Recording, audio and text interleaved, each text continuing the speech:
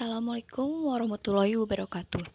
Saya Siti Anifa, kelas peminatan AKK semester 6, Prodi Kesehatan Masyarakat, akan menjelaskan tentang trade-off keperlakuan dan efisiensi dalam desain pekerjaan. Trade-off keperlakuan dan efisiensi. Trade-off merupakan gabungan atas dua hal atau lebih yang digabungkan dan menjadi komposisi yang pas. Elemen-elemen keperlakuan desain pekerjaan mengemukakan tentang pentingnya otonomi, variasi, identitas tugas, dan umpan balik.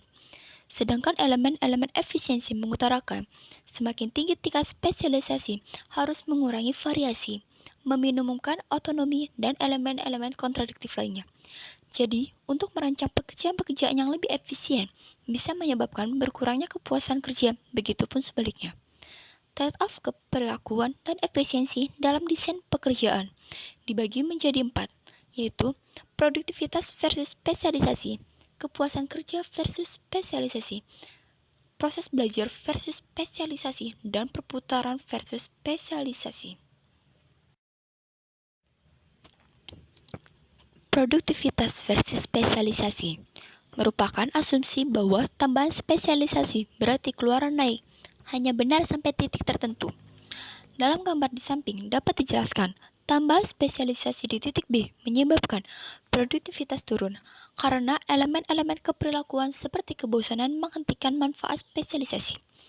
Dalam kenyataannya, pekerjaan antara B dan C dapat ditingkatkan produktivitasnya melalui penurunan derajat spesialisasi.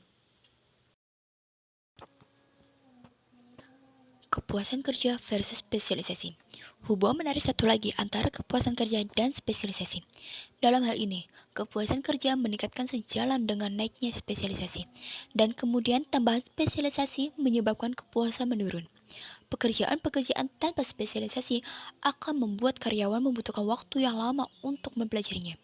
Bila spesialisasi mencapai titik B, dalam gambar tersebut dapat dijelaskan kepuasan kerja menurun karena kurangnya otonomi, variasi, dan identitas kerja. Perhatikan bahwa meskipun kepuasan kerja sudah turun dalam grafik B, produktivitas masih naik dalam grafik A, dan A ke B.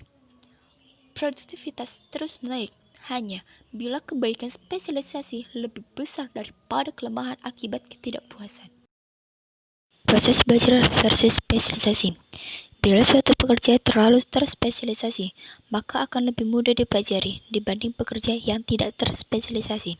Secara grafik, ini berarti bahwa tingkat belajar pada pekerja yang terspesialisasi lebih cepat mencapai standar yang ditetapkan, yang ditunjukkan dengan garis putus-putus dalam gambar di samping. Dalam jangka pendek, pekerjaan-pekerjaan yang tidak terspesialisasi memerlukan waktu yang lebih lama untuk dipelajari. Perputaran karyawan versus spesialisasi. Meskipun pekerjaan-pekerjaan yang terspesialisasi lebih cepat dipelajari, namun pada umumnya menyebabkan kepuasan kerja lebih rendah. Kepuasan kerja yang rendah selanjutnya dapat menyebabkan tingkat perputaran karyawan yang lebih tinggi. Bila tingkat perputaran kerja tinggi, perancangan kembali pekerjaan perlu dilakukan dengan lebih memperhatikan elemen-elemen keperlakuan yang bisa mengurangi tingkat permintaan berhenti bekerja. Sekian penjelasan tentang trade-off keperlakuan dan efisiensi dalam desain pekerjaan. Mohon maaf apabila ada tutur kata yang kurang jelas dalam penyampaiannya. Sekian dan terima kasih. Wabillahi taufiq wal hidayah. Wassalamualaikum warahmatullahi wabarakatuh.